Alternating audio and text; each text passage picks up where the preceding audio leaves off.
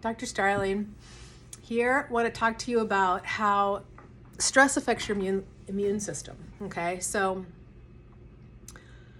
I've talked to this about this before, but there's two parts to your go part of your nervous system, and then one part that's kind of in charge of the discharge or the relax, right? So it's like go and discharge, charge, discharge. And the charge side has your vagus nerve and also your sympathetic nervous system, which is going to include hormones. So those hormones, when they're produced, they have a long-lasting effect. And the vagus nerve, when your body needs to go, is quick. Okay, so it's able to turn on and off quickly. And then you need both of those to be able to go into the parasympathetic discharge state. Now, this is really important that this works. Most of us get stuck in the charge and our discharge doesn't work properly. So I want to talk about some of those discharge pieces that are super important to really focus on, because it's really critical for your immune system. Because when you make cortisol, that's an immune suppressant. Okay, it just is. And we don't want to suppress our immune systems all day long every day, or we get sick all the time. Pretty simple. In the winter, take your vitamin D, take your vitamin C.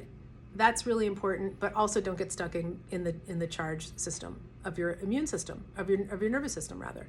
You want to make sure that you can get into the discharge. So here's what you do. When you have a stressful circumstance, because you're not going to be able to avoid that, we know that how you see stress impacts what hormones you produce. We know that part. So if you see something as really detrimentally stressful, your body is going to respond. If you see something as exciting stressful, your body is going to respond differently. So try to get your mind straight. That's a whole process in and of itself. But let's say that you do get into a stressful situation. If you'll go for a 10-minute walk, especially outside, it will start to discharge that cortisol that's being produced. Getting adjusted puts you in a rest and digest state. Doing yoga puts you in a rest and digest state. Going into a sauna puts you into a rest and digest state. Having orgasms puts you into a rest and digest state.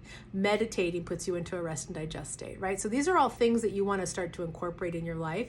Doing breath work puts you into a rest and digest state. And that's something that you can do really easily, quickly, in real time, okay? Go for a walk, or do box breathing or 4-7-8 pranayama breathing. Box breathing, simple. You breathe in for 4, you hold for 4, you exhale for 4, you hold for 4. You do it pretty slow.